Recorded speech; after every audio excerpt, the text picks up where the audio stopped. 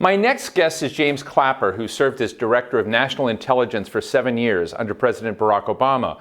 In this role, he was America's top intelligence official and oversaw agencies including the CIA and the National Security Agency, the NSA. He joins me now to discuss the evolving role of intelligence in America's defense and how it's being utilized during Russia's invasion of Ukraine.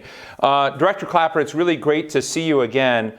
Look, I sort of feel like the world has changed so dramatically in these last few weeks, month, from what we see now, a real active war with one of our greatest geostrategic rivals invading another nation.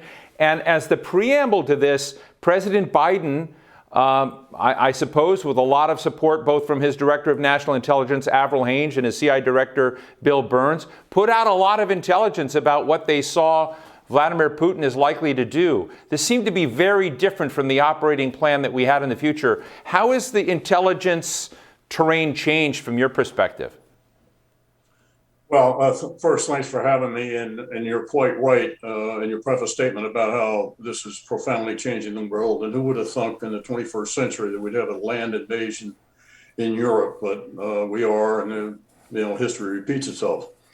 As the specific question you asked, which is a good one, yeah, a lot's changed since 2014 when the Russians previously invaded Ukraine and took Crimea and established an oppositionist rump in the Donbass or eastern region of Ukraine.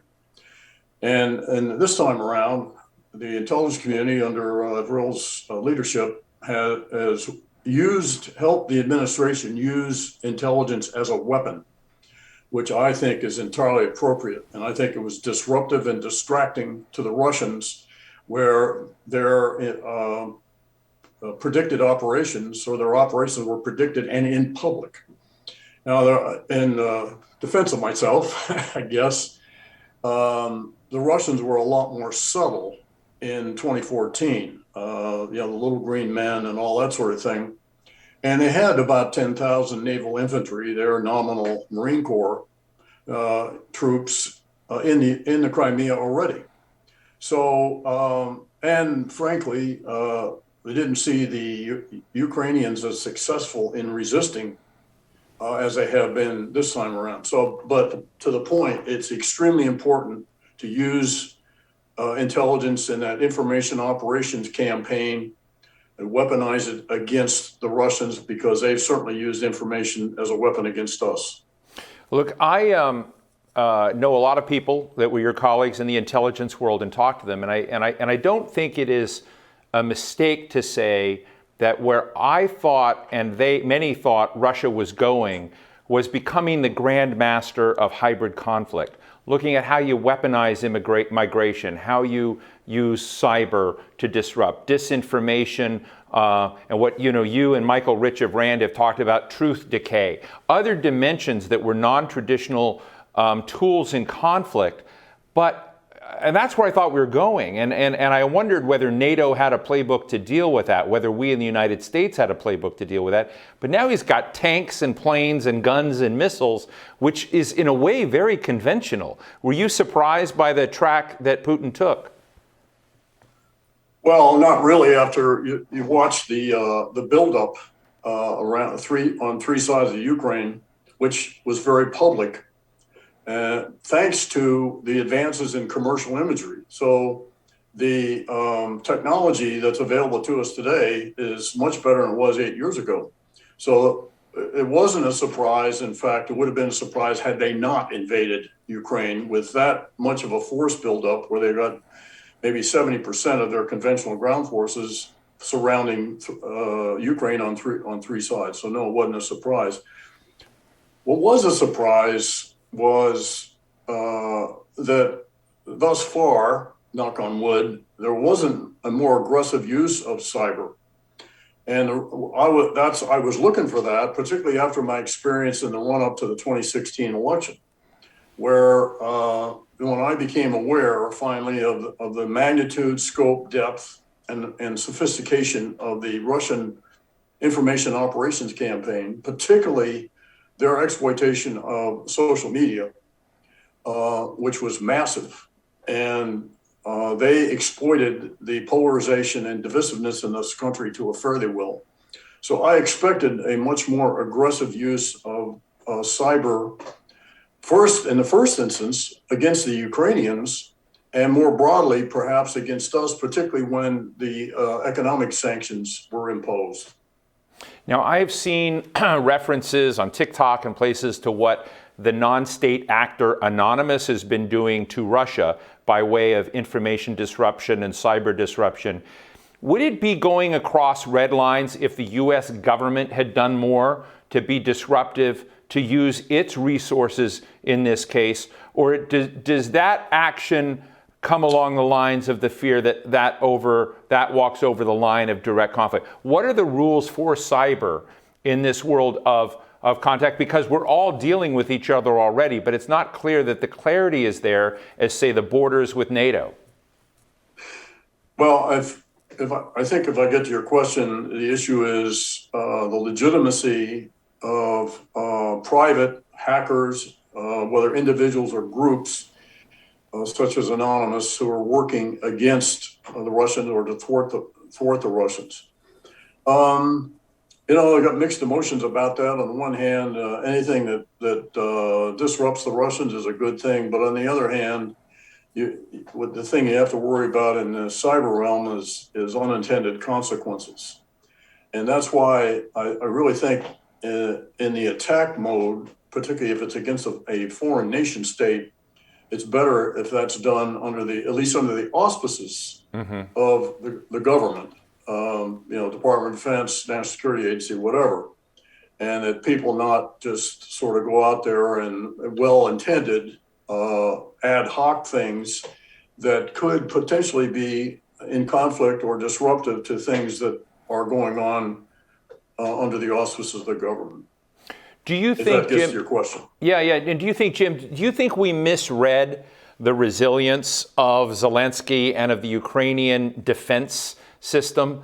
I'm a cynic and maybe too much of some, but I've been totally impressed with the resilience, with the resolve, it's a very different story we saw there and say what we saw in Afghanistan, where President Biden thought there would be a lot more resilience, a lot more staying power, and got that wrong. And you look at Ukraine, and we all were kind of cynical, saying, well, they're not going to be able to handle Putin. I'd just be interested in whether or not we're reading the right signals in these places. Well, as we used to say on the Hill, thanks for the question. I'm really glad you asked that because it raises actually a larger issue here about gauging will to fight. And we have never, I say we, the intelligence community, the military writ large, have never been successful at that.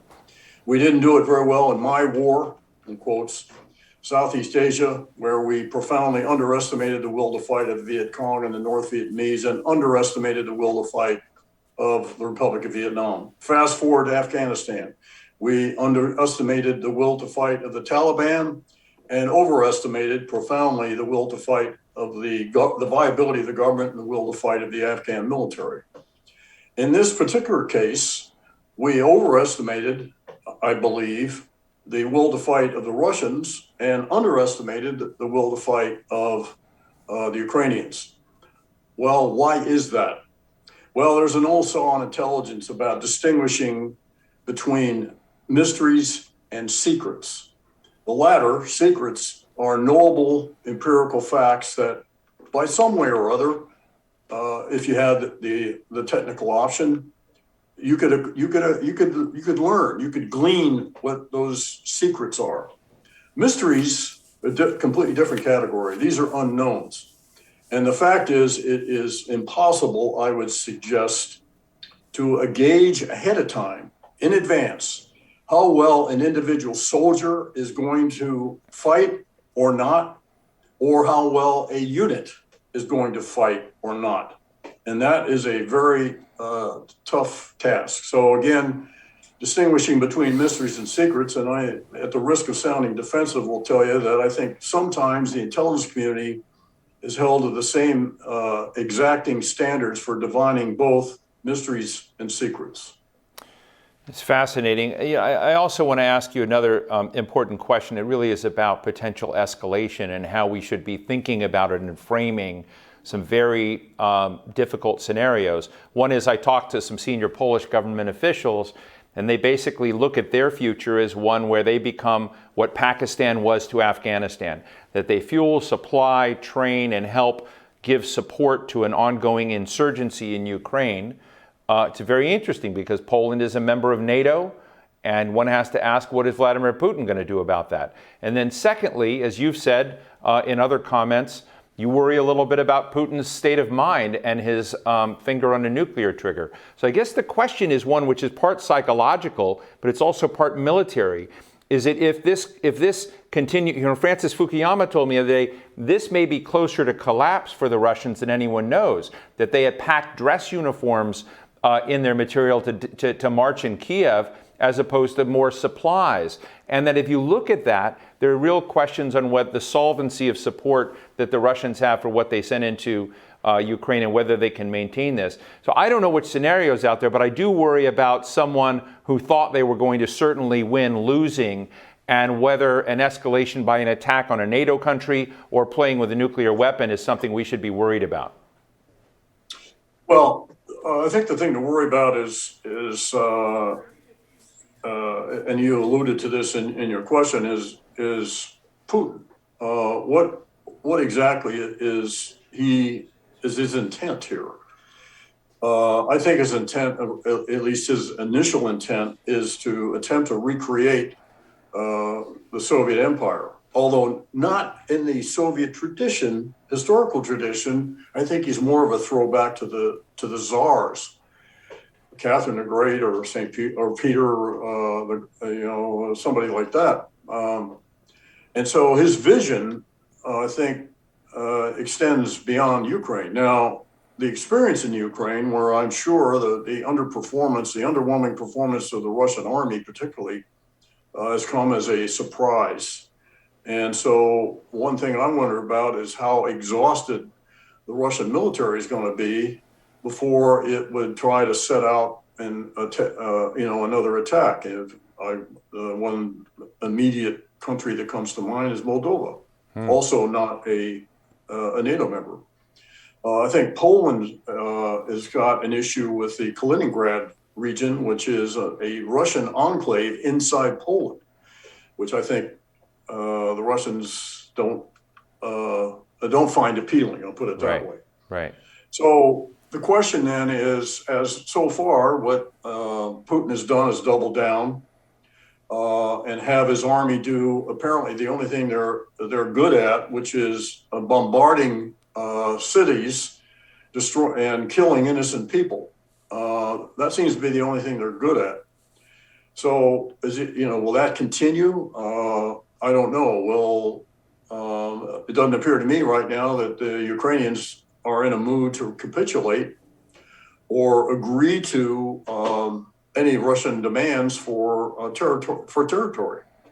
So now, what your question that you mentioned about supplying an insurgency, and if we got to that point, would NATO or parts of NATO continue to supply an insurgency in Ukraine, which I think would be very, very difficult for the Russians to put down. And I think the answer to the question is probably yes. Well, either overtly or covertly, we would find ways to support an insurgency, if that gets to your question. No, it does. Let me just ask you real quickly, finally, Jim, is when you kind of look at the state of both our human intelligence networks and our electronic and non-human intelligence networks, are we in good shape? Does this nation need to do more by way of that area? What is your assessment, as we've seen so much evolution in technology and whatnot? Are we where we should be? Well, yesterday, both the Office of the Director of National Intelligence and the Undersecretary of Defense for Intelligence and Security announced their FY23 budget requests, which total $94.7 billion, which is larger than the GDP of many, many countries around the globe. So I think we're investing a lot in intelligence, and we have a lot of capability. If you ask, if I were still in the government and you asked me, I never saw an intelligence capability I didn't like. So there's always the notion of, if I had more, I could do more. So I think we're pretty well equipped now. With specific respect to Ukraine, I believe the Ukrainians have a tremendous human capability. I think they have penetrated the Russians do it fairly well. Now, the Ukrainians got the same problem with Russians or Ukrainian quislings penetrating them. From a technical standpoint, I think the U.S. has tremendous capability, which, as far as I know, they have brought to bear. And as I indicated earlier, a big improvement over 8 years ago is the improvements and the technical capacity of our commercial imagery industry. So I think my general answer to your question is we're in pretty good shape. Well, I want to thank James Clapper, former Director of National Intelligence. There's a long story, which we'll get into another day, about a day he played in a band with Dan Aykroyd and the Blues Brothers, but we'll leave that for another time. It's really great to see you, sir, and thanks so much for sharing your thoughts with us. Thanks for having me.